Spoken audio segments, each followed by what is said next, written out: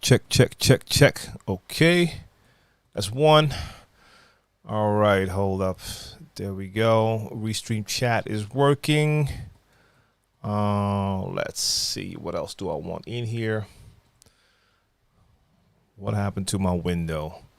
Good day, y'all. Coming to you live from a messy studio. That's the vibe today.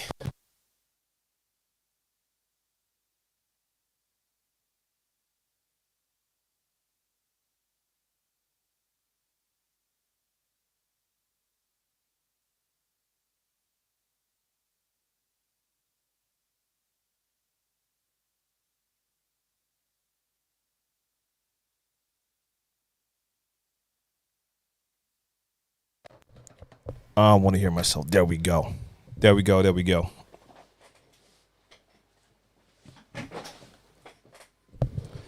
Yes, indeed. And I'm not kidding. Like the studio is a complete and utter mess, and that's real life too. Anytime you see those, you see YouTubers or whatever, just people making video content. Everything always looking nice. That's not real. Like, if I take a look around here, the terrible mess. Oh, wait a minute. Twisting that the wrong way. Terrible mess I got going on here with my vinyl. Wow. I got to clean all that up. Going to clean all this up as well. Going to get into that later. So welcome to all my people on YouTube, Facebook, LinkedIn, Twitch, of course. I don't have Twitter and Mixcloud up yet, and I might not even do that today. I'm figuring out what I'm going to do actually with all the broadcasts. So just a quick shout out to all the people in early. Simcoe John, DJ Big V, Megawatt the DJ, DJ Vinyl Touch. And let's see. So Megawatt, now, I mean, normally, like you see in most of my streams and videos, normally I do keep it clean. But in this case, I did not at all feel like fixing this first before I got into it. And it's easy to trick people too. Like, if I do this, like I have a stack of stuff here.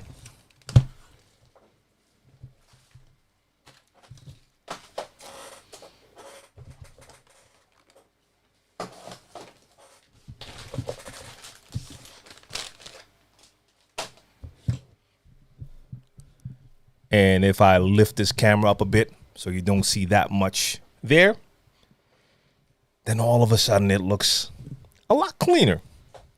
Not clean yet, though. But as you can tell, that's all fake because it's all on the floor now. I'm not going to need this one because we already have the other Restream chat open. So I'm just going to use that one. I'm going to pull it over to this side so I'm looking more at you guys instead of always looking to the side. John T in the building, salute. Carlos in the building, salute to you. War Official was good.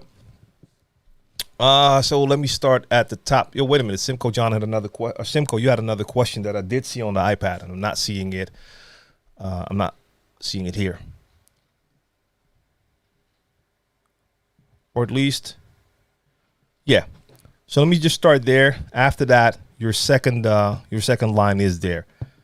So basically, for the people just tuned in, I'm DJ TLM. Welcome to DJ TLM TV. This is STK Live, Share the Knowledge Live, a DJ Q&A where we just talk shop, talk about all things DJ related. That's what it's all about. It's not just about me answering your questions, by the way.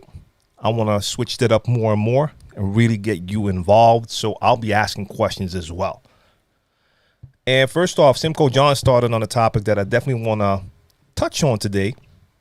And that is the why do DJs have such a problem with other DJs that use the sync button? Now, that's not the exact topic I want to talk about, but it does include the sync feature. So, of course, first off, if we're talking about sync, and if anyone's watching who's not familiar with sync, the sync feature is a technology that beat matches for you. So if you have a track playing at a certain tempo and you load in another track in the other deck, then you can tell the software to sync the tempo to the track that's already playing. And it works well if you have quantized music, if you have your grids correct, if your songs are analyzed, then the feature can work really well. If you're working with unquantized music, not so much. So if you're using older music played by live musicians, then sync is not the greatest help. If your songs aren't analyzed the right way, it can be messy as well. So if the software reads a certain BPM, but the track's not that BPM, and it's going to match the new track to that BPM, then it's not going to work. But in a lot of cases, it will work just fine. You have people that have or took offense to that when it first was released. That has died down a bit, because in the beginning, a lot of DJs felt really offended. Like, hey, the computer is taking over. This is an essential part of DJing. I don't really agree with that. But for a lot of DJs, like, beat matching was an essential part of DJing. Now, it's a needed element, because if you want to mix songs, you have to make sure that the tempo is playing in sync, so that they're playing at the same tempo. Otherwise, you can't play tracks at the same time. It's going to be a mess. I like doing it manually and mixed by ear because it's fun to me. The process is fun. But I can totally understand that for certain DJs who just don't experience the same type of fun as I do, that if they don't need to spend the time doing that, because let's be honest, once you learn how to beat match, it is not the most difficult thing. So once you get the hang of it, you can do it, then you can do it. You don't go out to DJ to prove how well you can beat match. DJing is all about that song selection and rocking the crowd. A lot of times the crowd will not even pay attention too much to the rest of your techniques. I mean, kind of sad, but it's true. So I personally have no issue with DJs using sync. More and more DJs have moved on. I never had an issue with it, but the DJs who had an issue with it, some moved on. Some still feel the same way, but those are the same DJs that'll tell you that you're not a real DJ if you're not using turntables. So I think we're past that discussion. But yes, you still have people who do it. As Simcoe adds on, DJs love to exploit technology, carry 100K songs, but there's people that use sync. Now, there you go.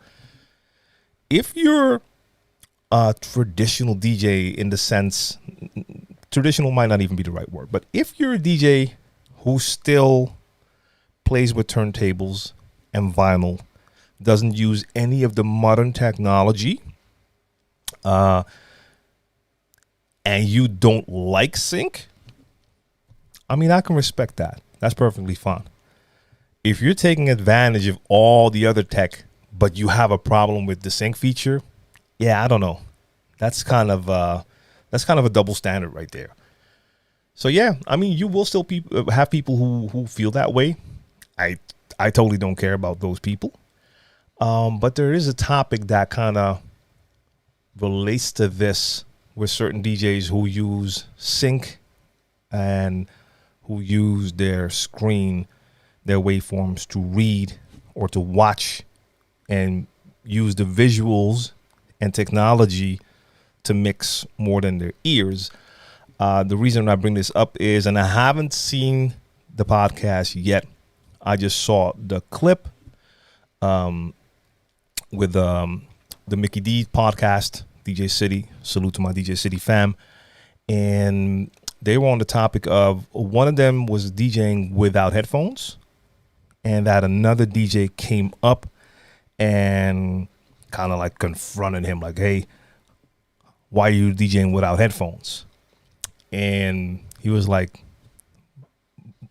mind your damn business. I'm paraphrasing. As long as you don't hear me messing up the mix, what are you talking about? And I saw people in the comment section, including DJ Craze and other people. And how should I put it? I saw like a couple of DJs in there, and with Craze, I'm not sure if he was half joking or serious, but I saw more DJs in there like, why are you still using headphones? if you're DJ, when you have the visual aid and you have sync, why would you still use headphones? So that was almost felt like a reverse where people are using the tech that you have. And they were kind of looking at DJs that were using headphones like as if that is an outdated thing to do. Now, in my opinion, and I want to hear what you think about this. In my opinion, that like if you want to mix without headphones, so you're using your waveforms on screen, and they were really putting a lot of emphasis on like that you know your music. Now, look, I know a lot of my music, but I still use my headphones when I start to beat match. And yes, I could look at my screen and see that my one track that is playing is 95 BPM or is playing at 95 BPM. Load a new song that's 92 BPM. Of course, I know that I have to like bring it up 3% and that I could bring it in and it should match. But I still like to use my headphones to just cue and listen if I actually have it correct. I play freestyle, so it's not prepared. I don't use sync, so I'm not relying on that. So if you basically do a lot of the same stuff, a lot of DJs play the same type of set every time, so they're used to mixing certain songs, and they're looking at their screen, and they're using sync, yeah, I can understand that you don't need headphones. For me, and for a lot of other DJs that play that way, playing totally freestyle, and I do not look at my screen, headphones are still essential. I mean, that's the way I got to go. Even if I'm playing songs I know, I have to mix using my headphones. That's the way I prefer to do it. So, I don't know. I just felt like a touch of like a condescending type of vibe in the comments for more DJs who don't use headphones. Like, why would you still use headphones when you can do that? So just want to know from y'all, are you still mixing with your headphones? Would you consider mixing without headphones? Are you using your screen to mix? Let me know that in the chat. In the meantime, let me say what War Official said. Saved about $1,500. The money can help me to buy an XDJ RX2. But is it enough for me to learn? But it enough for me to learn a professional DJ course? What should I choose? I started to learn DJ for 3 months. So wait, I'm not sure if I understand the question. So you have about $1,500 and your question is, should you go out and buy an XDJ RX2 or a DJ course? If that's the question, I don't know which DJ course. Are you talking about an online course? Or are you talking about an actual class? Because I don't see online courses costing anywhere near $1,500. So maybe you're talking about like a personal one-on-one type of situation. I'm not sure. So you started 3 months ago. What are you currently using? What do you have right now? Let me know that. And let's see, Gus Gomez, salute to you, fam. And Vinyl Touch, I will get into that. I will get into the 8-track Rane 70 a little bit later on. So Gus Gomez says, I have an issue with open format DJs using sync. You can't play reggaeton and bachata or merengue at the same BPM.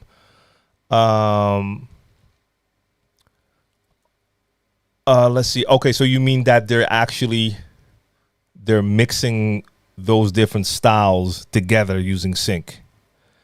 I mean, I don't see that being a sync issue, but more of a. No, I understand what you mean. Actually, like the same thing happened when Master Tempo was introduced into hardware and software. Certain DJs saw that as an opportunity to be able to play songs at like +8 or +10. And it would still sound the same, which is really not true. I mean, the pitch doesn't go up, but it totally messes up the swing of drums, you name it. But maybe you have DJs who feel like, hey, I have sync. I can just like blend anything, and they're blending genres that way. Yeah, so that's not sync's fault. That's the DJ's fault, but I totally understand what you're talking about. Adam Steen was good. if you want to use 2 GoPros in your stream, OBS? Do you have to use a cam link for each one or one cam link for both? No, if you're going to go the cam link route, you will need to get 2 cam links, or you need to work with a video switcher. So here's my thing with that. I use a video switcher. I use an A10 Mini Pro. Allows me to play with 4 cameras at the same time. The only thing is, and that's an issue I'm running into now with what I would like to do production wise, is that I can only show 1 or max 2 cams at the same time, because I do have like a picture-in-picture feature, which doesn't make a lot of sense now because I only have 1 camera on. So now you're seeing the same cam.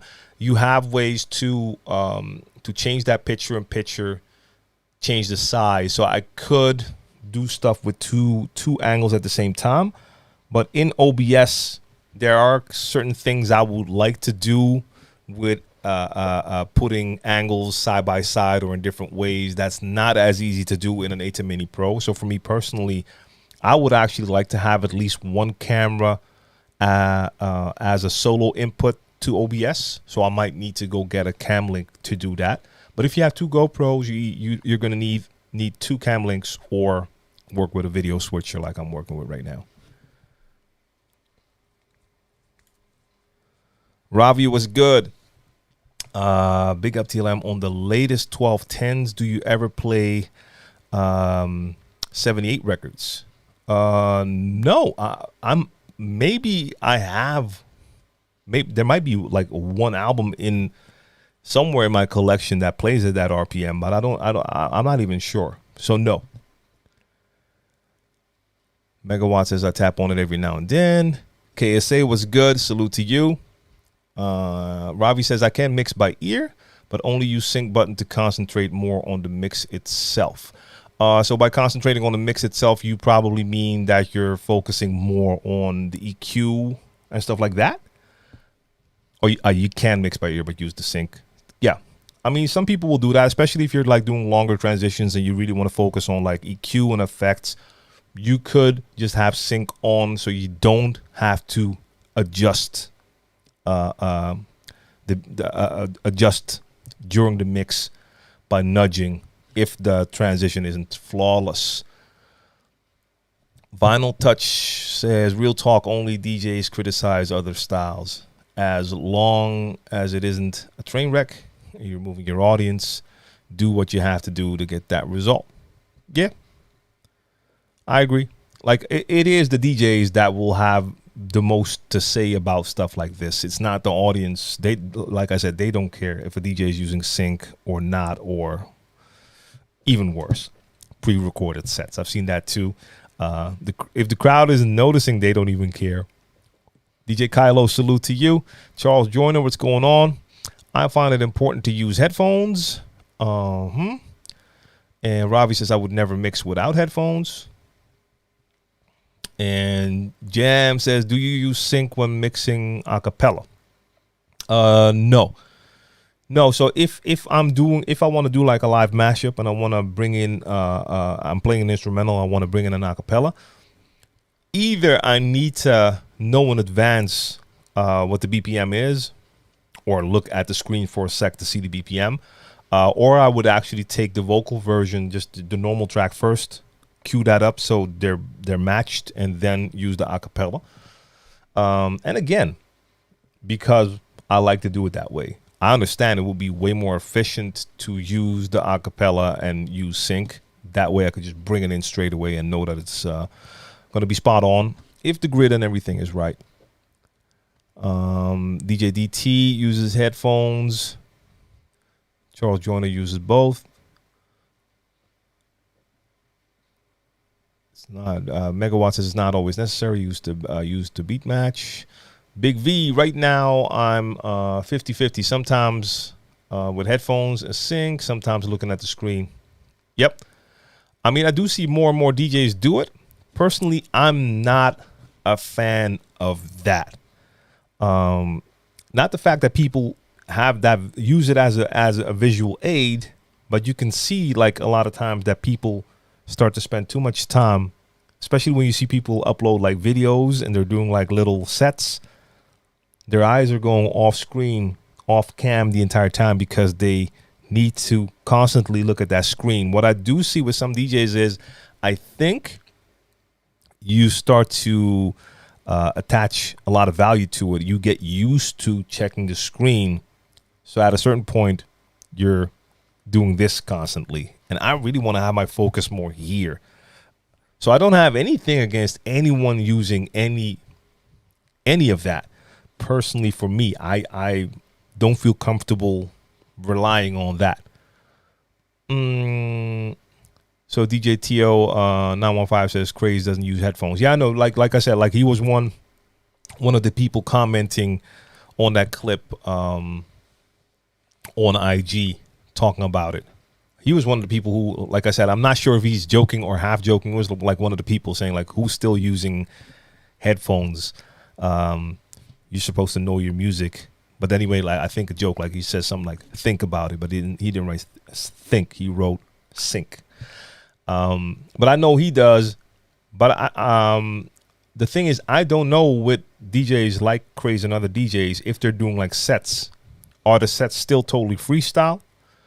And is it just like looking at the screen for a moment and just hitting sync and going?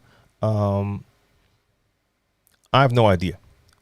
But I totally understand, like, if you want to focus on different things and beat matching itself is not something you typically enjoy to do, then I totally understand. You can skip that step by using sync.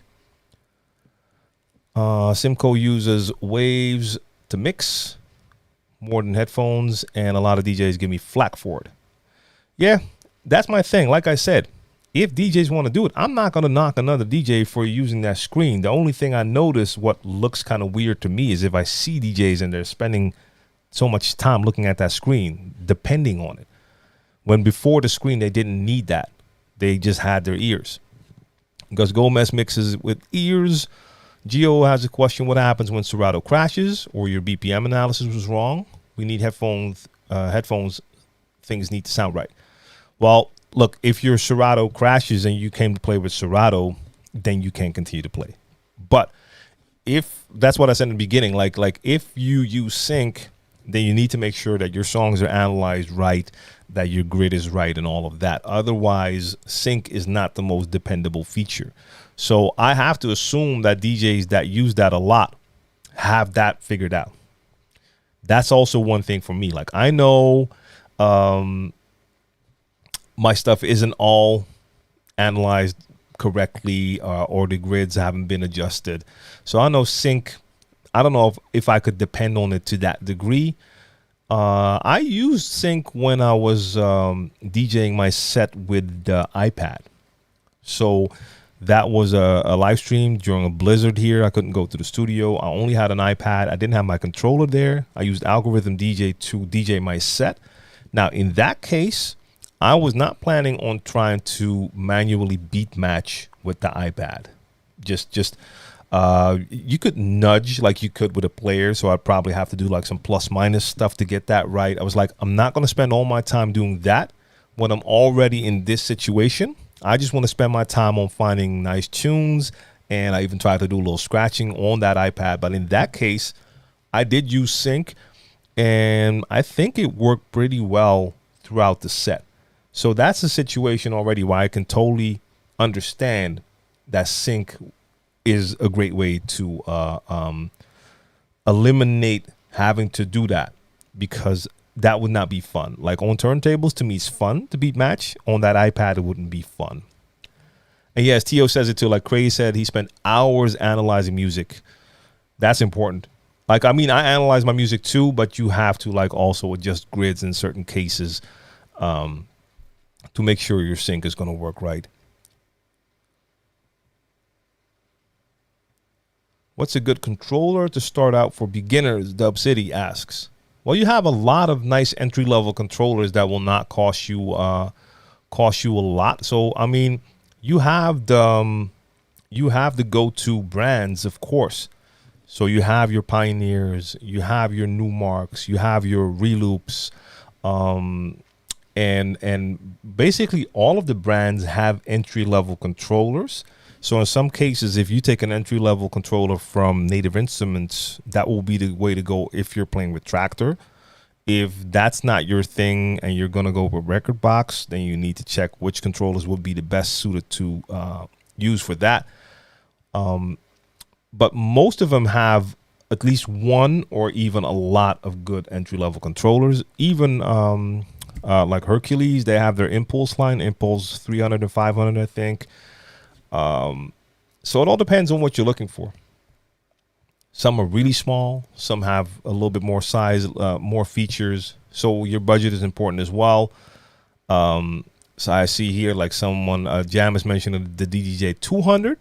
Super small. I think does that one also work with Bluetooth? I think so, right? I only have the 400 here. An SB3, that will be it's a little bit older, but that's still like a good entry-level controller. There's a lot of them. Mixmaster G is in the building. DJ Red is in the building. Salute. And who else is here? We have, oh no, that's Mixmaster G as well. I see you. And Vinyl Touch says, I don't feel it's possible to mix without your ears. Like that one time your grids are off. Yeah. That, like for me, I agree.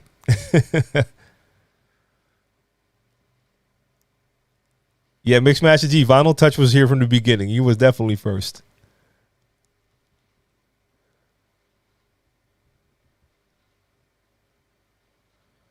So Ravi is also recommended the DDJ 400. That's the one I have here as well. Really like it. Works well with a lot of different software, actually.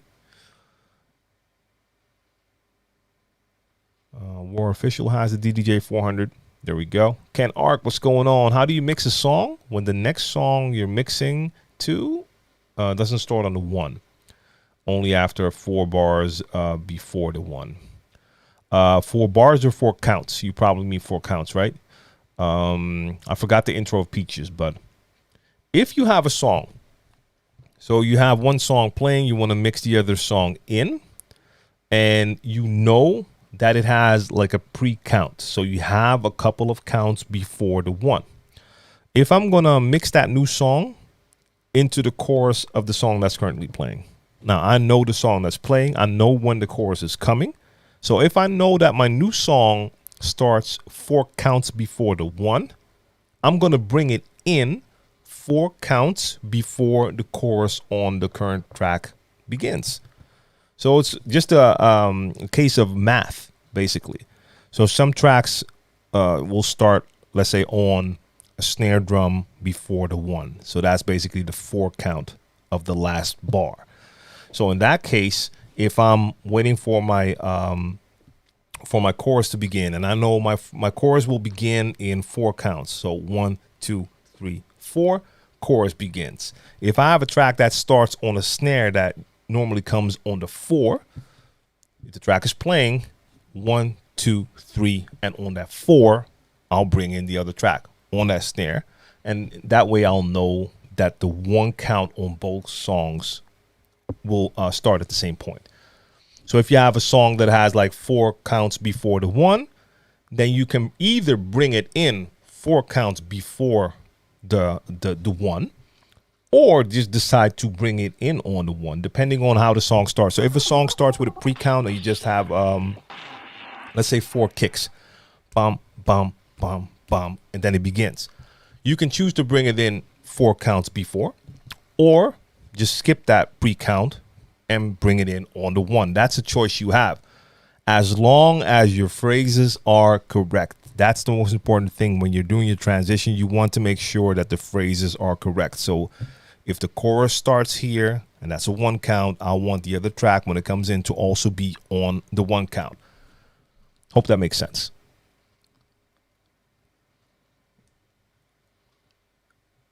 And DJ Kylo says, oh wait, did I skip something? Yeah, Ravi says mixing with sync is good, but definitely learn to mix the beat match by ear. Yeah, I mean, knowing how to mix by ear is essential, I believe. So just in case sync is not working, you have the ability to do it by ear. DJ Kylo says, do you always play your songs at their BPM without key lock? Is there a problem to use key lock and change the BPM +5, +10? So key lock can be cool. Like I just mentioned, at a certain point, key lock, master tempo were introduced into software and hardware. And it's a cool feature because it allows you to keep the pitch of the song the same even when you're speeding it up, or more importantly for me, slowing it down. So before key lock and master tempo, especially in my vinyl days, I used to not ever try to go into the minus, or if I did, it would be maybe max -1. I hated to slow songs down. And even if I did do it during a transition, I would make sure that right after the transition, I would get it back to 0. When it came to the plus, I tried not to go over 3. In some cases you did, but in most cases I didn't want to, because when you were going up, the pitch would go up. And I did not want a singer to start sounding like a chipmunk. So I didn't want to speed it up too much, because when the pitch changes, like you hear the song sounds different. Now, when key lock was introduced, you didn't have to worry about that. So you could do +5 and the pitch is still the same. It still sounds the same. The only problem is if you speed it up too much, you actually do manipulate the track in a way. You affect the track because the track is playing faster. The pitch is still the same, but the track is playing faster, and that messes with the swing of your drums. If it's a house track, just a 4-to-the-floor drum pattern, you won't notice. But if it's a drum pattern with a kick and a snare and there's a certain swing to it, that was played at a certain tempo. And if I play a drum pattern at 92 BPM, but now I speed it up to 102, the swing is being messed up. And I heard that a lot, especially when the CDJs came out with the master tempo. Certain DJs over here started to play a lot of tracks at like +8 just to be able to mix it. And you could tell it messed up the entire swing of a song. So key lock, I mean, is there a problem to use key lock and change the BPM 5 to 10? Well, that could be an issue with certain music. You could start to hear it affect the swing of the drums. And Mixmaster G adds on, like, the quality of the key lock depends heavily on the DJ software you use. So in the beginning with Serato, their key lock, their master tempo was pretty bad. I mean, I think the normal one they have still isn't that great. It wasn't until I had that extension, the pitch and time extension for Serato, that I could hear like, okay, this is a world of difference. Because with the old one, especially in Scratch Live, if you were using Serato Scratch Live, if you would slow it down a lot, it would kill the song, the quality of the song. With pitch and time, it was, I don't want to say perfect, but it was a lot better. So yes, it depends on the software or gear that you use. So Mixmaster G, how was the comparison? How was the CDJ 3000 master tempo compared to the SC 6000 key lock? That's interesting. Dimitri, what's going on? Good evening.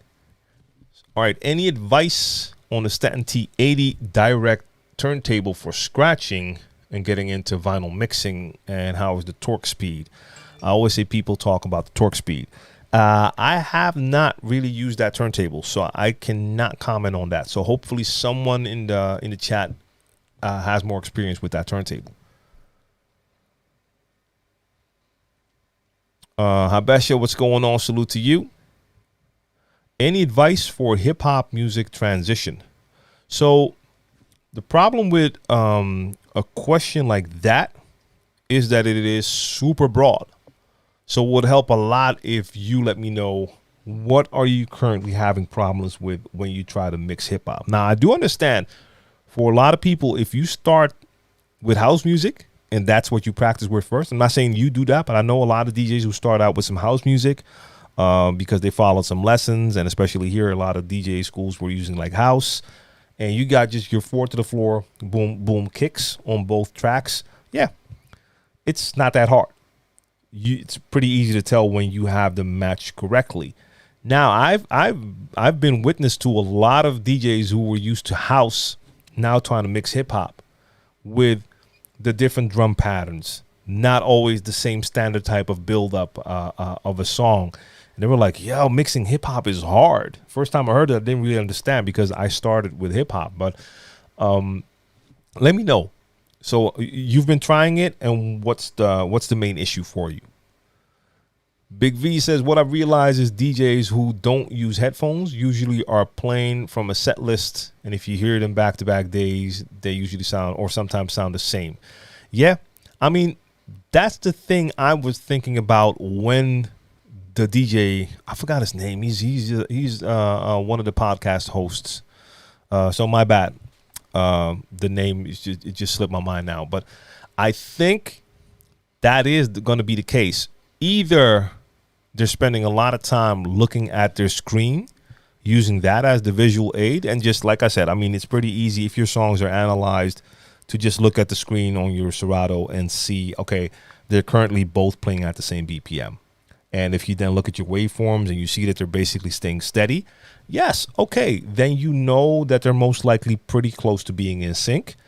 If you have cue points set at the beginning of the tracks, then you wouldn't need headphones to make that work.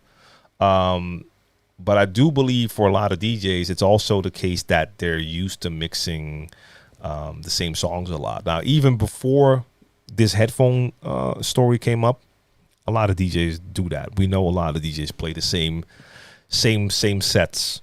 So then it becomes like second nature to play that set. And at a certain point, you would never need headphones to do that.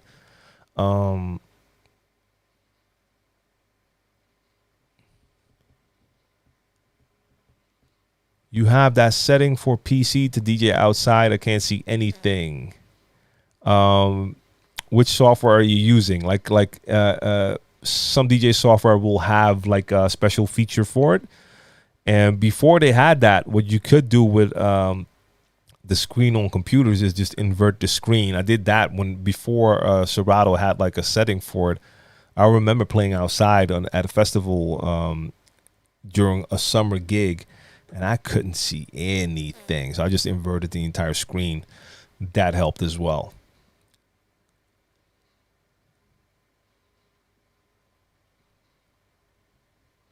Ravi says, the reason I asked is because I saw Scratch Bastard play 78 records on the latest 1210s by pressing 33 and 45 together. Yeah, more turntables had that. Like, they had the normal 33 RPM and 45 button. And like older turntables would have like a 78 as well. And later on some turntables, they would just have like, hey, if you press them together, then you can play at that higher RPM.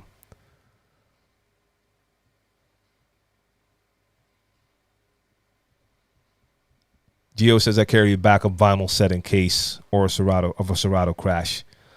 You can't sync or screen match vinyl. Nope. Yeah, I mean, I did that in the beginning. I haven't done that in a long time. When my transition from vinyl to digital, that took some time. In the beginning, I was still bringing my vinyl. Then I was able to bring it back down to like just a record bag filled with like compilation albums. And basically every album had like 10 to 20 bangers on there. So I knew if anything ever happened, I could use that vinyl. It only happened once, and that was basically my own mistake because I did not research something well enough that I had to use that bag. And I actually played from that bag for like close to 3 hours. And that was a simple problem I could have fixed if I knew. But at the time, I didn't know. That was the earlier days of Serato, and one of my decks just kept on playing in reverse. And I freaking lost it. I did have a phone, so I was trying to look something up, but I couldn't find anything at the time. Turned out to be as simple as just the RCA being plugged in reverse, but I couldn't see that because I had the right plug in the right input. But sometimes what happened with turntables is they would get fixed for whatever reason, and the RCA inside the turntables was flipped. So the red and white on my side were actually not red and white anymore, but switched. So I had them in the mixer the way they should be in there. But I, at the time, did not know that I should just try to switch that If I knew that, then the reverse problem would have been fixed. I didn't know that. Luckily, I had my vinyl then. Just a small bag, but it saved me. But I haven't brought like that type of backup, like a vinyl set, in years.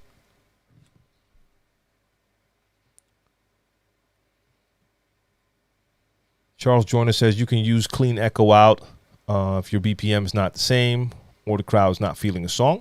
Yeah, sure. That will always work. Like if I want to get rid of a track fast, that could be the way to go. Now, normally if I'm playing a track and I like can tell it's totally not working, but I do know the crowd well enough to know what would work, I would make sure I get a next track really fast. Probably hit that echo, spin it out, but grab the mic as well. Say something real quick, like blah, blah, whatever, shout out, and then bring in a new hit.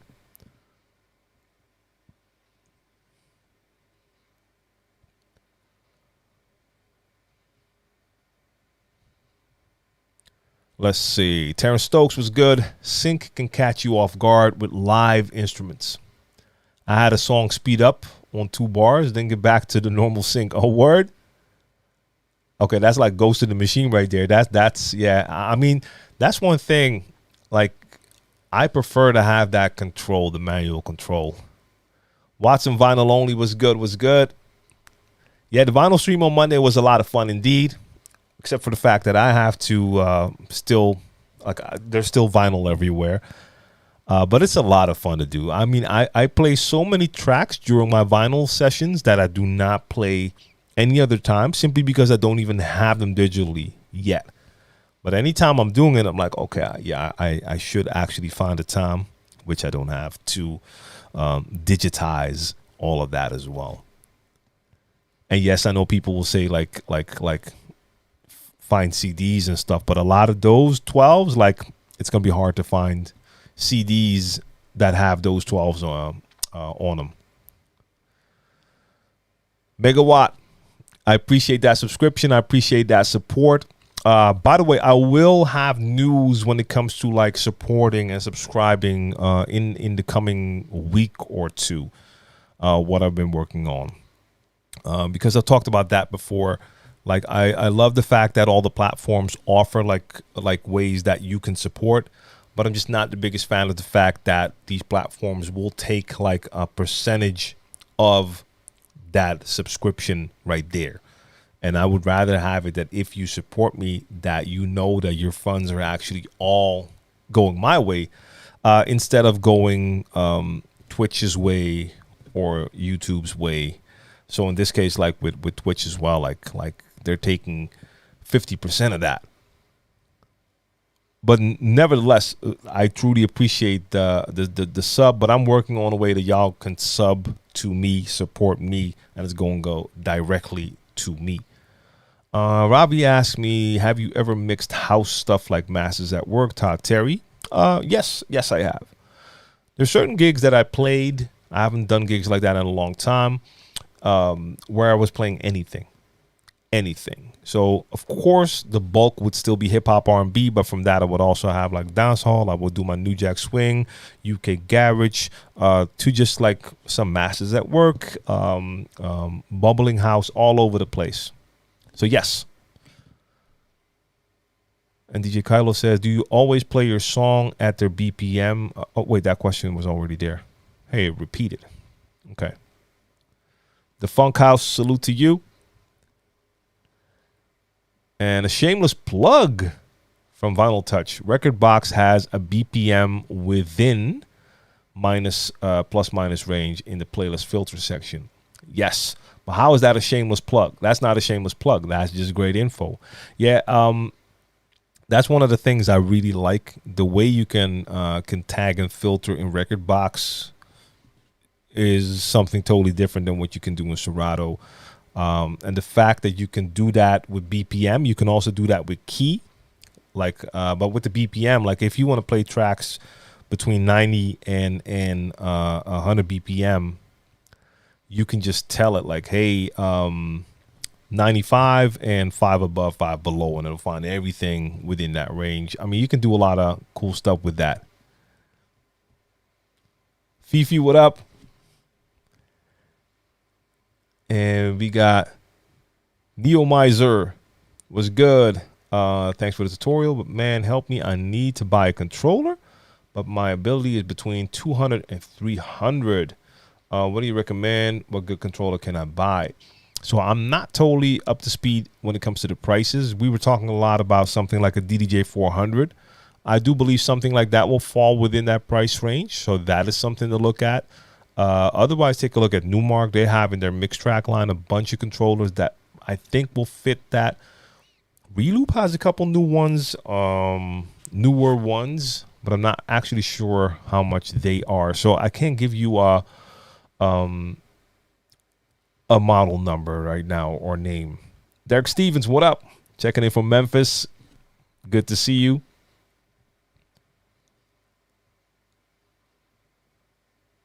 Yeah, my pleasure. My pleasure. 100%. Mixmaster G says you can see the comparison yourself. It's in my YouTube channel. CDJ 3000 sounds better when pushing the extremes. I'm going to try to put the link in the chat. Yeah, links won't work. Yeah, I know that's Twitch for you. That won't work. I'm going to check that out. Let's see. Vinyl Touch says, how valuable do you think that conventional music theory is to the general skill set / abilities of DJs? I'm not sure. I mean, I think it can help to a certain degree, but it all depends on how and what you play as well. Like, I think that's going to be more helpful if you play genres where you also do like longer transitions. So for me, where most of my transitions are 8 bars or less, it's not as big a deal. If you do sets where you play types of house where you can do like 16 or 32 bar transitions and you have tracks playing together, I think then it becomes more important to, of course, look at key, but maybe even have a little bit more musical knowledge. You might be able to do some really dope stuff. But I mean, I don't know how valuable I would call it. I would think that's also something that's cool if you can add it to your skill set.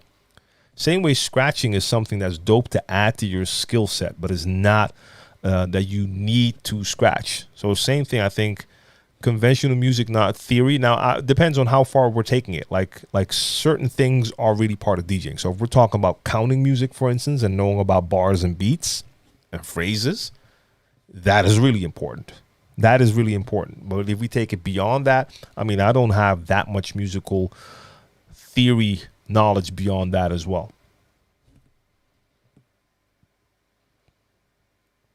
Greetings to Chris on the mix. KSA is searching for a music pool that has a broad music genre that won't leave me bankrupt. I play for a mixed crowd and want to keep my music updated. I don't think any DJ pool is going to leave you bankrupt.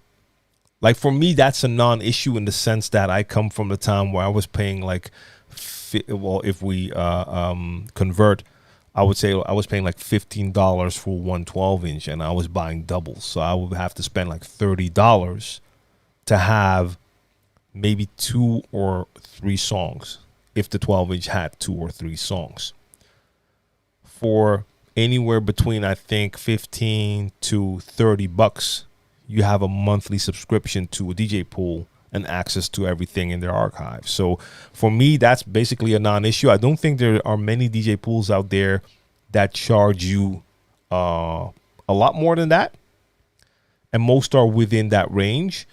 I would suggest just take a look at a couple to see which one will fit your needs best, depending on what types of genres you need most. Yeah. Robbie says, are you any good at mixing UK garage? Well, yeah, I mean, I can mix it. I can mix it pretty easily. Like matching is one thing, but I like to play around with that. I mean, I always used to really like UK garage, and for a certain time here, it was actually really popular for like a year or two. Then that died down again, but I love playing it.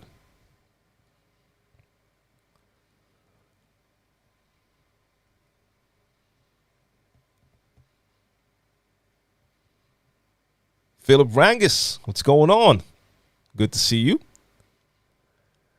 And so KSA asks, what DJ pool do you know that has mostly house, dance, and R&B? I have a mixed crowd. I'm a wedding DJ. And I find it difficult to keep my music updated with quality tracks. Got my control. Oh, that's the next question. So I'm not sure which one would be the best for that. Because I really don't pay attention to too many DJ pools. So that's going to be really hard for me to tell you. I mean, I currently only use one, that's DJ City. And I'm the biggest fan of BeatSource, using BeatSource Link, because that gives me access to more than any DJ pool can give me access to. But that's not the same thing, of course, because with DJ City is a record pool, BeatSource is not. And with BeatSource Link, I can stream their music in my DJ software. But yeah, maybe it's peeps in the chat. So DJ pools that have a lot of house and dance and R&B, holla at us in the chat. So Philip Brangus has a controller, started DJing immediately, and can easily do transitions like Garrix. I don't know, what should I focus on practicing now, or should I mostly focus on building a music library? Well, yeah, I mean, working on your music library is a good thing indeed. Getting your crates right. So, but you can easily do transitions. But are you saying that you basically now already mastered the DJ fundamentals? So you can beat match, you can make your transitions. Are the transitions correct? Like are you phrasing correctly? Are you working your EQ correctly? Are you keeping your level steady, et cetera, et cetera? So if all those fundamentals are there, you can just build on that, and at the same time, like, build your music library and get your crates right.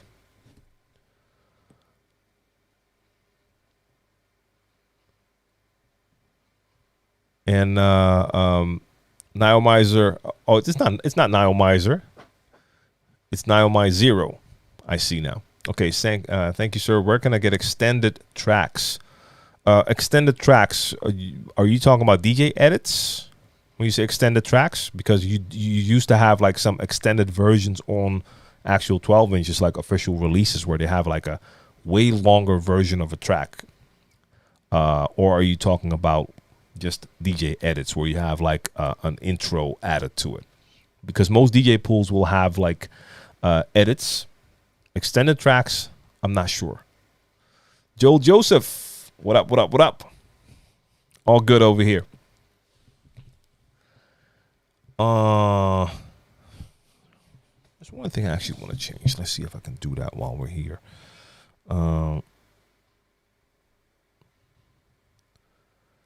Watson Vinyl Only says, coming from the vinyl era, how do you feel about DJ pools and all DJs basically having the same music? I feel like it takes the uniqueness away you used to get when a DJ had a unique music collection. No, I don't think so.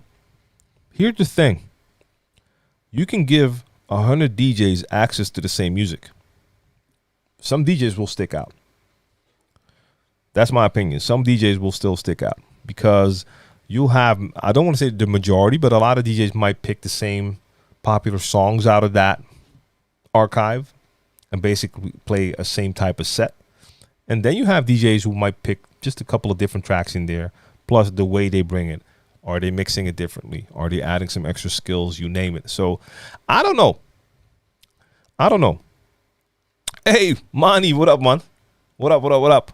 So pools are filled with extended edits. So yeah, that's what I'm saying. Like dat weet jij ook, Mani, van vroeger.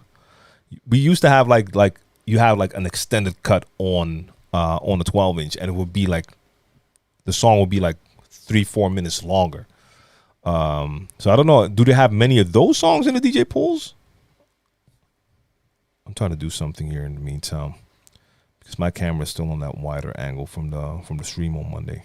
I actually want to narrow it up a bit since I just have it placed on my desk right in front of me. Yeah, man, like club version, extended version. The good old 12-inch days. Let's see. So Watson, so when it comes to that, like I said, like I remember, and then like we have DJ Mani in the chat right now, and we used to DJ together for a long time as a DJ duo, basically a DJ team, and we were always proud of the fact that we were never scared to play new songs, so songs that other DJs weren't playing yet. I can tell you that a majority of the crowd never really cared for that. A majority of the crowd just wants to hear the songs. So I remember I used to love the fact that some DJs were unique because they would have, I don't know if they had exclusive tracks, but they were playing different songs than other DJs, or they would have a different mix style. But for most of the audience, I don't ever think that was that much of a deal. I don't remember hearing a lot of people say, hey, we're going to check out that DJ because that DJ has songs no one else has. So from my vinyl days, I don't remember that being a thing. And now, yes, we all have access. We basically all have access to the same music, unless you add in that a lot of DJs will now make their own edits. I don't see that as a problem. I mean, I never cared what other DJs would have. And like Mani and myself, we used to play at plenty parties where you would have a DJ play before you, and it wasn't their time to go in with all the hype hits, but they would basically play all the hits. Some DJs would panic because they basically had just those tracks. We would laugh at that and be like, okay, this guy's like shooting his shot like early. We would never do that to another DJ, but at the same time, we would just turn around, look at our crates and be like, hey, there's plenty of music, and we would find other tracks and still rock the crowd. So it's mindset as well. Let me just do this for a second. Let's see. Yeah. Getting a little bit closer to y'all.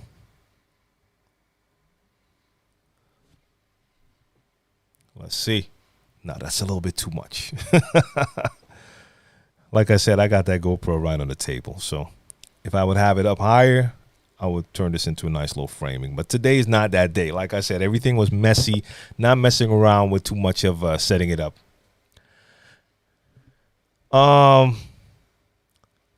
Sven, guten Abend. Do you know a few good songs produced by J.R. Rodham? Was it J.R.? I thought it was RJ, no J.R. Yeah, but no, I can't think of any now. That's an easy answer, right? But no, I can't think of any right now. Okay, let's see. Philip Ranger says, oh, and I also wonder how similar the DDJ 1000 mixer to the Club One, if I'm not mistaken, it's a DJM 900. That's a weird phrase right there. I also wonder how similar. Okay, so the DDJ 1000, the mixer on that, I mean, Pioneer basically has a similar style to all of their equipment, so it's a familiar look to it. But I mean, the mixer on the 1000 is not the same thing as having a 900 Nexus 2, but it has the same look to it. Hold on.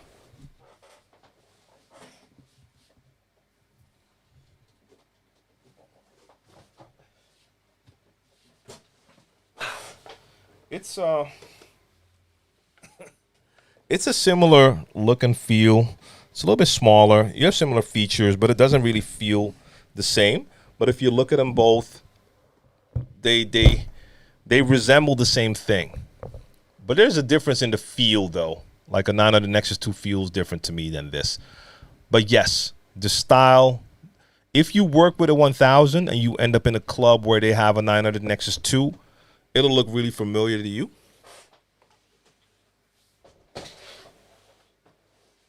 It's going to make it pretty easy to find the features. Okay, so Monty says all Sean Kingston tracks are Jared Rodham. I don't know why. Since the first time I ever heard his name, I always want to say Totem. I don't know why. It's probably the Mohican in me. Okay. So Mixmaster G says the same thing. Like the whole workflow with the DDJ 1000 is close to that of the CDJ 2000 Nexus 2, DJM 900 Nexus 2. But yeah, the only thing different is navigation on player screens versus a computer. First one is much harder. Like if you're used to working with a laptop, that is the thing. Like if you get your first hand on the CDJ, then the screen feels kind of small, even though the screens are getting bigger, like on the CDJ 3000. Like that screen size is great. But of course, it's not the same size as a laptop screen. Jers Mike was good. Good to see you back. Did I miss anything here? Oh, yes. Vinyl Touch says, but wasn't that the same on vinyl? You just had the physical copy being sold in bulk? Or is it being able to dig for songs that aren't centralized? So, I mean, yeah, in the vinyl days, some vinyl was hard to get. Like some copies just they had like a limited release, or maybe you had like a early promo copy, something like that. So some DJs would have vinyl that was harder to find. And I mean, back in the days, we didn't even really witness that here in the Netherlands. But back in the days, like certain DJs would like cover their labels so people can see what the song was. But again, like I said, like a lot of times you would notice most of the crowds that I've played for, they did not really care about that. I have not heard a lot of people say they go to these DJs because those DJs have tracks no one else has. And even now, there's so many tracks in DJ pools, it's still easy to find a selection in there that is more you compared to what another DJ might grab from that. Let's see. Yeah, Monty, maybe that's why I can't really think of any of the Jared Rodham tracks. Like you said, like the poppy type of stuff. I mean, I probably know the tracks. There were some tracks before that. I know I have some in my collection that I like, but can't really think of any though. Let's see. Vest, what up, man? Salute. Yeah, same here. Not really my cup of tea yet. I think that's why I can't really think of any titles because of those songs. Will you do tutorials on Sony Acid? Probably not unless I start using it, but otherwise I don't think so. Mario the DJ was good. Was good. Hey, Monty, what time are you playing? Like, I can just say that because I know you're streaming every day. You already streamed in the afternoon, but that was probably not DJing. That was probably gaming, right? So if you're not familiar with DJ Monty in the chat right now, what, not today? Wait. Okay, so but that day stream wasn't a mix, right? But anyways, DJ Monty in the chat right now, I think dude probably streams 24 times a week.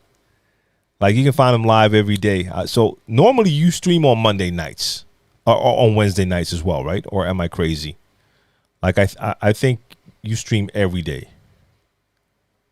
Okay, lunch stream. Got you. Okay, the music already happened today, but make sure you follow DJ Monty. Check him out. A lot of mixes, a lot of different styles, different concepts. I think it's new music on Tuesday. Got a day for classics. You name it. A lot of stuff. Jesse, what up, Jesse? Salute.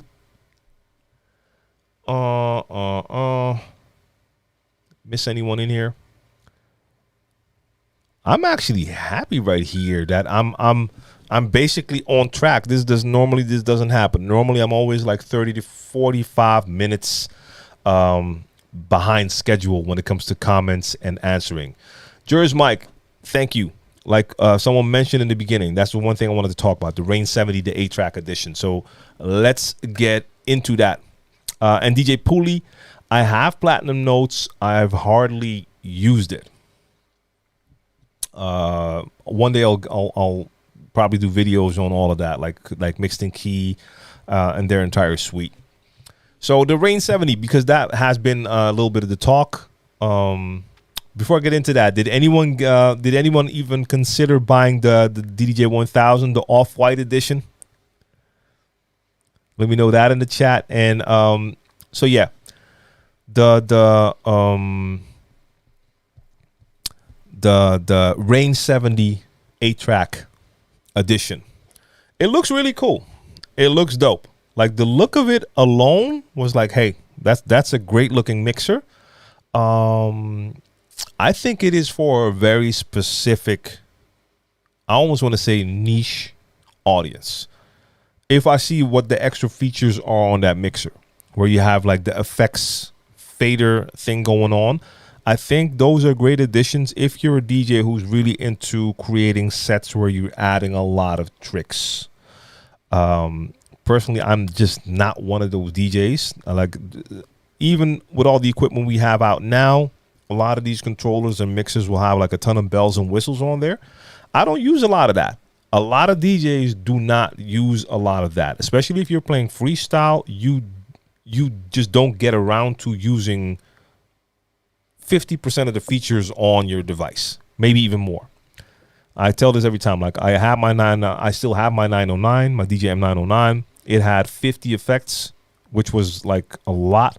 It still is, but back then especially, I never used more than 3 or 4. If you're putting together sets and you want to add extras, then I think having features like I see on the 8-track mixer could be really dope. So for a specific part of the DJs, it could be a really good mixer. But beyond that, if you have a Rane 70 right now, unless you're really into the specifics that the new one can offer, it's not going to do much for you. Yes, the look is great, so it looks super dope. And for some DJs, I can see them doing routines and sets where they're incorporating that, like an 8-track would do, like a Craze would do, where they actually take advantage of those extra features. That's my opinion now. Like, I haven't tried it, just I've seen what it can do. And Vinyl Touch, I saw that too. I saw, I think Jazzy Jeff posted and Scratch Bastard posted. So those people got the mixer in the mail. And some of those are the right people for that, who will probably do a lot with it. Even though I don't know if all of them are DJs that will actually use those features a lot. Monty, I appreciate that. We got the sub right there. Much love. And what else? Philip Branger says, I'm in love with the black 1000, would not get a white one. Yeah, I mean, that off-white version, I mean, I like the look of it. I have to be honest, like the white and orange looks dope. But I think you're paying like a couple $100 more just for that design. I don't think it had a lot of extra features or no extra features. So yeah, it's cool. It's a nice gimmick. But beyond that, I don't think it's that much or that important.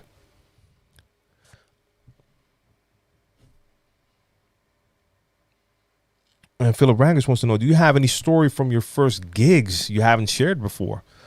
Wow, that's a good question. I'm not sure, because I definitely don't remember what I haven't haven't shared before, because I talk about DJing a lot. So right off the bat, nothing really comes to mind right now. Like, I'm going to stream for a little bit longer. If anything comes to mind, I'll let you know.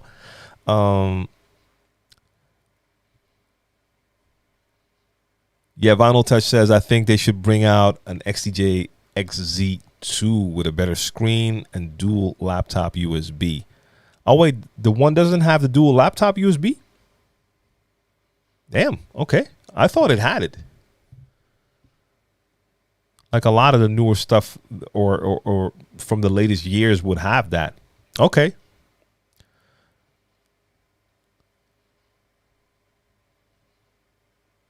Okay, keep in mind the DDJ 1000W is not a Pioneer DJ product. It's an off-white product. It's produced by Pioneer. It's 100% a DDJ 1000 with a skin, but you can buy it at the regular Pioneer DJ channels. Okay, so let's twist that around, because I understand what you're saying. Pioneer doesn't sell it, but yes, of course, that's 100% a Pioneer product, just not in their line. I mean, I understand if you want to have it off-white, it has to be exclusive, so they're not selling it. So yes, technically that W version is not in the product lineup of Pioneer, but like you said yourself, it's just a 1000 with a skin. So you could just go to 12-inch skins with your own design if you want to have colors like the colors on that off-white edition. I don't think I would spend it though. I'd rather just make my own skin. Let's see.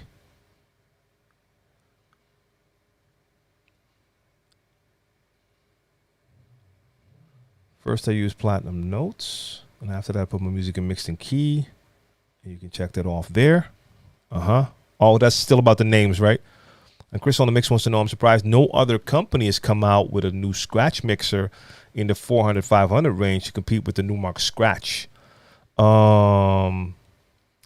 Yeah, I don't know. Maybe that's, I don't know how well that market does. So Pioneer has their what's the little one called? The 350. That's kind of a scratch mixer, right? But yeah, the Numark Scratch. I don't think there's a lot. Like a lot of the brands did aim at just more of the high end stuff. The S3 vest. Thank you. Yes. So they have that, but there's not a lot in there, indeed.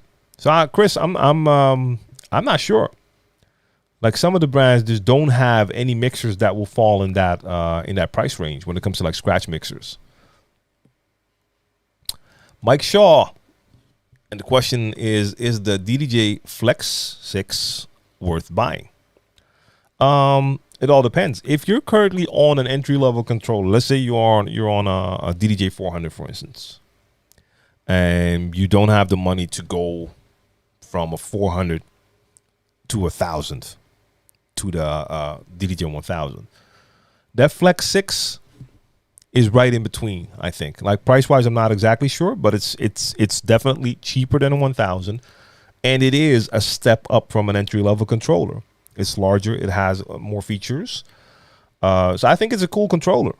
But it all depends. Like you have to see if it has what you are looking for on a device, and compare it to, for instance, the DDJ 1000, and think to yourself, like, is there something on that 1000 that I would like, and just save up more money to go for that. It also depends on how long you've been DJing. Like if you're just starting out, I would not suggest anyone go out and buy a 1000 yet. Like start with an entry level to see if you're actually into controlling and if you actually like it. But the Flex 6 is meant to be that in-between controller, the step up from an entry-level controller, but not yet all the way up there. Godzone, I appreciate that subscription. Much love. I appreciate that support. My first DJ device. So my first DJ setup was basically me connecting two turntables together in a way that shouldn't be connected together. So back in the days, we would have a stereo set at home. This would be like one big block, and that would consist of a dual cassette deck, a radio tuner, and on top of that, a turntable. So this was not a turntable with pitch or anything like that. This was just meant to play songs. You would play songs either from cassette, listen to the radio, you could record the radio, or play an album.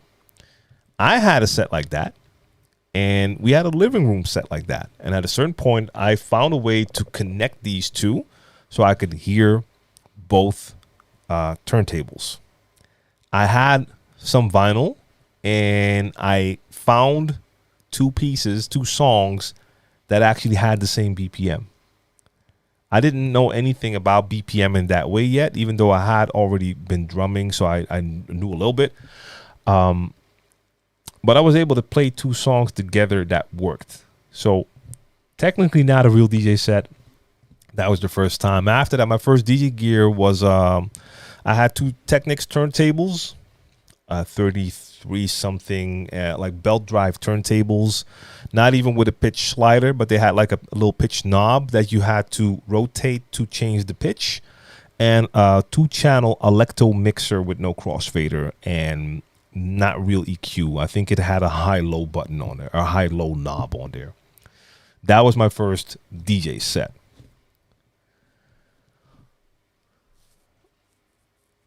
Let's see. Godzone is stoked because the Reloop Elite got Scratch Bank today. All right, dope.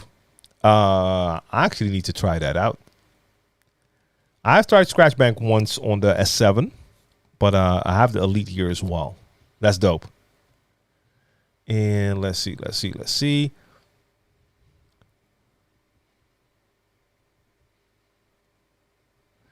Yeah, like Vinyl Touch, that's a good point. Like in music, wouldn't use any of the brands to do that because they can just see what the Numark does, and they're not gonna have like Rane compete with that. I mean, I understand. Even though, yeah, some people might not buy a Numark mixer at that price range, but maybe they would buy a Rane mixer at that price range. But I understand what you're saying.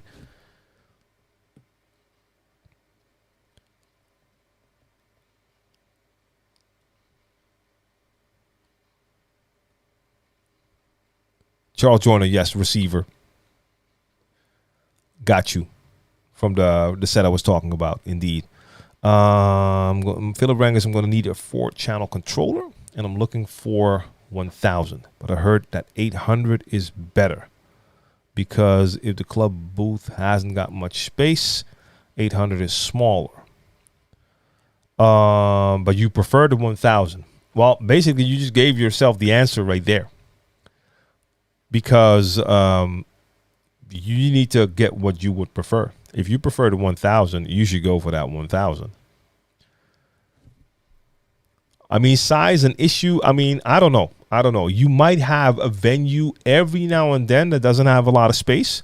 But then again, you also need to wonder, are you always going to bring your own controller to venues? Or are you going to be playing on what the venue has? So I would not go for a smaller size just in case every once in a while you might have a venue with a smaller booth. If that means that the rest of the time you can't enjoy that 1000 when you already said that you would prefer the 1000. Fernando wants to know, is there a noticeable difference between the Technics 1200 Mark IIs and the MK5s or 7s? I couldn't tell you, honestly. Like, I've played with a lot of Mark IIs. I think there was a gig where they had like the 5s, but I don't remember like being blown away like, whoa, this feels so different. But I don't have a lot of experience. Like 1200s and 1210s, when it comes to Technics, that's what I play with most of the time. Big V says Akai has the AMX mixer, and that's 250 as a mini innovator. Yeah, but I would not really compare that to something like a Numark Scratch. The AMX, I mean, it is the most compact little thing you've ever seen. I reviewed that years ago, and it's actually pretty dope. But I would always consider that to be like, if I would have it, that would be like my main backup thing to just have in a bag. And if anything happened to the main set, you could just whip that out and work with that. But I somehow I don't consider that to be like a fully fledged mixer compared to the mixers we're talking about here, even though it does have the features. So good point, Big V. Good point indeed. Okay, so Vinyl Touch says the difference is analog versus digital pitch control. Yeah, like I said, I haven't played enough to even notice if that was like a big difference. But that could be like that. The pitch is like one thing with the old 1200s, and my DJs from back in the days will know this as well. At a certain point, you would run into a lot of clubs where they had done work on their 1200s, either just repairs, or sometimes you would have like resident DJs who would mess around with them. And a lot of times the pitch wouldn't be perfect anymore. Or I would have two Technics. I would have doubles on the decks, have them both at whatever +2, and they wouldn't be playing at the same speed. It was like, damn. And I've had it happen to the extreme like that. One turntable will be actually like at least 2 faster than the other. So if I had doubles, I would have to play one at 0 and the other at 2 to have them play at the same speed. Yeah. And we in the Netherlands had a lot of DJs that were playing bubbling at the time, and the records they were playing weren't like produced bubbling records. They would take like dancehall songs and play them faster. They would play them at 45, but they would also speed them up more. I know you had a lot of DJs that would like mess around with the techniques to make them play faster or adjust the pitch and mess them up. Okay, so Big V says, I actually have the Numark Scratch and the AMX, and I like the AMX better than the Numark Scratch. So what makes it better? Because it is like a lot smaller, right? Like I remember reviewing it, and like I said, it was super small, which worked well. It worked well, but somehow it did feel like a mini compact type of. Yeah, it to me just feels like a backup thing. But I've never used the Numark Scratch. I will add that. Vest has a question: have you ever mixed drum and bass? If no, any reason why? Mixed drum and bass. So I don't think I've ever played more than like mixing. I've mixed the drum and bass track into another genre. I've never done like a drum and bass set. I only have like a couple of songs in my collection that could probably be considered drum and bass. Something like Incredible by General Levy, or is it Levi? Like songs like that, and what else? Like a couple of songs, and I don't think I mixed them. A lot of times I would actually drop songs like that on the one. But no, I just don't have a lot in my collection. I haven't played at a lot of parties where it was suitable. Like if you're playing a normal hip hop and R&B party, drum and bass is not something that will come up really fast. But certain parties we played at, you could like take it everywhere, and then we would take the tempo all the way up there. What's the other ones? A couple more. I'm blanking again. Have you ever beat juggled with the Winston Brother track? No. I mean, the drum break has been used in 1,000 tracks, so I've definitely juggled with tracks that used the sample, but not with the original. But it's been sampled. So the drum break's been used so many times. And I've definitely juggled with tracks that use that drum. So yeah, Vess. So like an entire set, no. Like just a couple of tracks, and even then, like I said, it would be more like just dropping it on the one.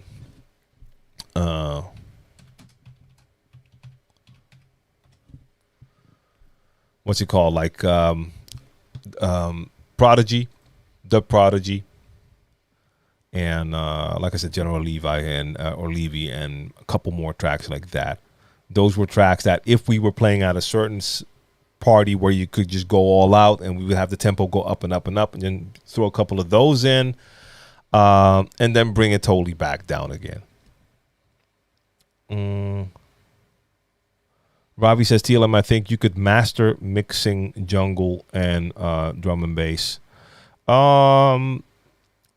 Probably like if I would focus on that, and if I would know the genre and listen to more songs, listen to the construction of songs, like the how the structure works. Yeah, then you could, I could probably make that work, but it's just not really my thing. I like the sound, but it's just never been my thing to look further into. If you remember my strange question last time, I meant if you can use a sampler as a third deck. Did you do that anytime, or would you? I no, I've never done it. And you could indeed, but no, I've never done that like as a real setup. I think.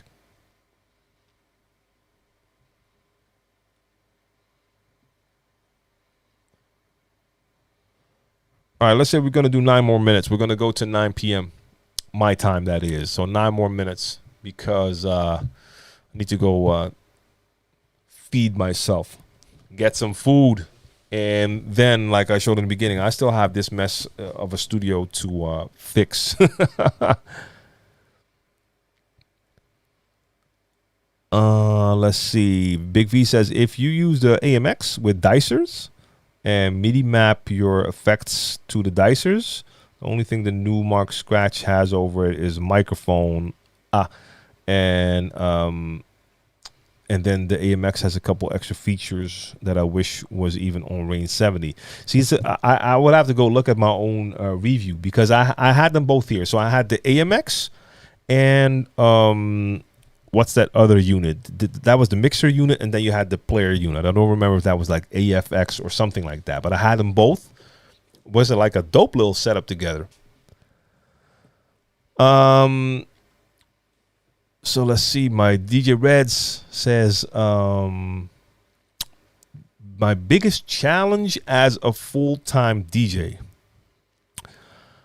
Well, not counting this current era that we're in with the last like year and a half, because that's been like really challenging for most DJs worldwide, where gigs have been scarce or just no gigs at all. And I actually had bookings lined up for August, and they just all went down the drain again since we had to new restrictions were added. So hopefully my first gig will be in September. Hopefully by that time the restrictions will be lifted. But before that, like the biggest challenge as a full-time DJ is if you don't have a lot of residencies, every month can look really different income wise. So compared to someone who has just whatever job, but something that has steady hours and steady days per month, you know exactly how your month is going to look financially. If you're a full-time DJ, it means you depend on your gigs for your income. And I've been DJing for a long time now, and you had years that were like where you were on a high, but then you also had years where for whatever reason, some months were really different. Some months are great and some months aren't. And if you don't have a buffer built up, then it can be kind of tricky. That's just part of the trade, I guess. That will be one of the biggest challenges, I think. Like, you have to have a certain level of passion and commitment to go through the lows that you end up running into. Now, for me, it's a mix now, of course, because DJing is definitely not the full-time job and definitely not the full-time income. I've been able to expand my DJing to content creation and producing video material and working on more of that, actually, expanding even more. So that allows me to have different streams of revenue. But yeah, I remember that being kind of tricky. I don't know if it's the biggest challenge, but I know that's one of the biggest challenges as a full-time DJ for me personally. Atul says, how would you warm up a hip hop event? What kind of songs would you play? AFX, Big V. Yeah, like I said, that's the one. So AMX, AFX. So Atul, what type of songs would you play? It doesn't matter what type of event we're playing. So in this case, you're asking about hip hop. It could have been R&B. It could have been a totally different genre as well. If you are doing the warm-up set, you are there to set the mood, create an ambiance, and it has to be more of a mellow vibe. Meaning, during the warm-up, you are not adding too much energy yet. People are going to be coming in. It's not going to be crowded yet. People might get their first drink, you name it. You are there to create that warm-up vibe. So mellow vibes, getting them in the mood. And a lot of DJs don't know how to do that. So if they get booked to play the first hour or first 2 hours, they see that as their opportunity to prove themselves. And for a lot of DJs, proving yourself seems to mean that you play all the hits, and doesn't work like that. But those DJs still don't understand that. And I've walked into so many clubs because normally for a booking I like to arrive early, if I can a couple of hours early, so I can hear what the DJs before me are playing. I've walked into clubs and there were like 10 people inside, and the DJ was going absolutely nuts, playing all of the like biggest bangers at the time, high energy, which makes no sense. The 10 people that are there, they're not dancing yet because the dance floor is, there's not enough people to start dancing yet for them. And it just feels weird. You walk in and you get hit with this high energy in an empty club. So if you're warming up, you're playing songs that have a more mellow vibe to them. I'm not going to give you titles because that's for every DJ to experience for themselves. Like if you have a music collection, you should know which songs in your collection have more energy and which ones are more mellow. But that's what you do during a warm-up. So if it's a warm-up hip-hop event, now it depends on the time as well. So if you're playing at a venue and you're the opening DJ, so you're playing from the moment that the door opens, you start mellow. Now, if you're playing the second hour and the club is starting to fill up, so there are more people in there, people are starting to hit that dance floor, then you start to add a little bit more energy, because it's not like you're going to have the first 3 hours of an event be mellow, and then all of a sudden you get the DJ playing the primetime slot, hitting them with energy. No, there's supposed to be a curve where you're starting here, you're slowly building it up until it gets to that point of the event, the night where it's supposed to go off. If you're playing at a hip hop event, but it's not like a party, but it's a concert, same thing applies, but the curve is going to go up a little bit faster because you have a set time. So if you're playing at a concert, you're the DJ that plays before the gig begins, before the artist goes on. You know what time the artist goes on. So by that, you can look at your clock and you know, like when people are coming in, you can have that mellow vibe going on. But if you know, like, hey, the artist is going on in 30 minutes, the energy needs to start to go up a little bit. You want to have them hype before that artist begins. You don't want to have a mellow until the artist comes out. But I hope you understand what I'm saying. All right, we're almost at that 9 p.m. moment. So see a couple questions. Let's do this quick. Philip Rangus wants to know, do you party in the Netherlands already? Do you need a vaccine to DJ or just party there? So I just mentioned that. No. Like, yes, the clubs did open up again a little bit too soon. A lot of new cases, new restrictions. So I'm not sure what is happening with all the clubs. I think some are still open. A lot of large festivals have been canceled. So some DJs are DJing. I just know the gigs I have planned, they're not happening now. So we'll have to wait and see. And Swen wants to know, how do you know when it's time for the transition from warm-up to main time? So what kind of tracks is better to play when you're not sure? So knowing what time it is all has to do with reading the crowd. And not just reading their reaction to your songs, but also like looking at your dance floor. And of course the clock. So let me give you an example.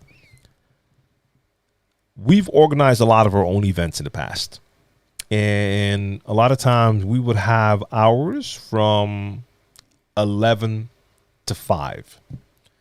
Now, we already knew this was just a habit of people, that most of the people didn't start to come in before 1.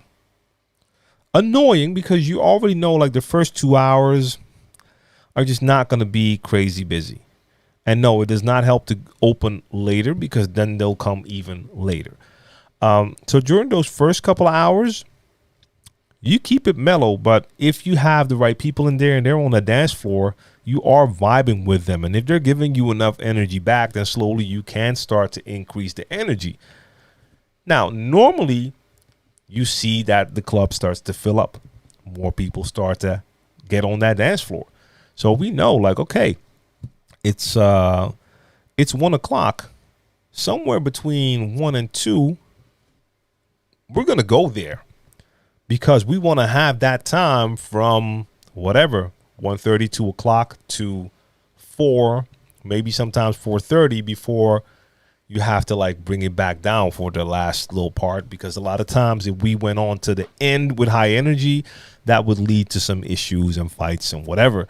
But we're building up. Some nights we would get booked to play somewhere, not our own event, or even with an own event, and you could just tell like, hey, tonight it's just not going to happen. Something else going on, or like a couple of large concerts, whatever. You just know we're not going to have a lot of people tonight. If that's the case, and you could normally tell because you have certain times, like normally, like I said, if we open at 11, you know that from 1 o'clock, the people will really start to come in. If it's going to be a slow night, we could tell, because if at like 1:15, you see like, hey, they're not coming, we're not going to wait around for another 2 hours to see if the club gets like more packed. We already know, like, okay, tonight's not going to be crazy. We have to make sure that the people that we have here now stick with us. So then we do eventually start to bring that energy up, even though the club isn't packed. So you're paying attention to your clock, but you're paying attention to your crowd. You're looking, you're seeing, like, is it getting busier? How's the vibe? If sometimes we have parties and the club was only half full yet, but their energy was already so dope that we're not going to keep them like mellow. We're going to start to add some more, because they're going for it. And it's all about reading the crowd, reading that energy, and looking at your clock. Hope that makes sense. All right. Big V says the crazy thing is they discontinued the AFX, but they're still making the AMX. Okay. Okay. I didn't know that. So maybe the AFX just didn't catch on like the AMX did. I mean, I like that setup. Like I said, I did the review for both, and it was actually pretty cool. All right. Now my zero, my pleasure. So to all my people out there on Facebook, YouTube, and Twitch, I did not do Twitter today. I did not do what is it? Mixcloud today. I think I can't see LinkedIn, but the comments from LinkedIn do normally come through. So I don't think we had a lot of people from LinkedIn, or you're lurking. I know a lot of you like to lurk, just watch, and that's perfectly fine. You don't have to participate and be part of the chat. You can do that if you want to. So Atul, much love to you in Dubai. And for all my people here in the chat, great to see you again.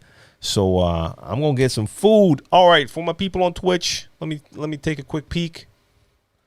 That is only for the people on Twitch. So if you're on YouTube or Facebook right now, you cannot join the raid. Sorry, that's not me. That's Twitch. They're the only ones doing that currently. Let me see. No, I don't see anything happening. Okay, we got SK is live right now. All right. We're going to tune in, since we were talking about earlier about like DJs and creative and you name it. Let's go take a look at the homie SK83. SK83 is live right now. So for my people on Twitch, let's go take a look and see what SK83 is doing. Let me do a quick peek right here. Audio. Oh, never mind. Live stream end. Thank you. So we're not going to raid SK83. Okay. I'm glad I just checked my phone. That would have been something. Okay, for all the people about the t-shirts, I'll have more news on the gear as well in the coming weeks. So I'll let you know next week about the new way you can support my channel, support me, help me out to be able to just spend more time creating content, and we'll get to the t-shirts as well. So okay, no, they're not live. So SK is just done. So we're gonna skip the raid. I'm gonna get to some food. So once again, I appreciate all of you for being in here. Mixmaster G, salute to you. Talk to you soon, by the way, to hop over to your studio. And that's it for now. Peace.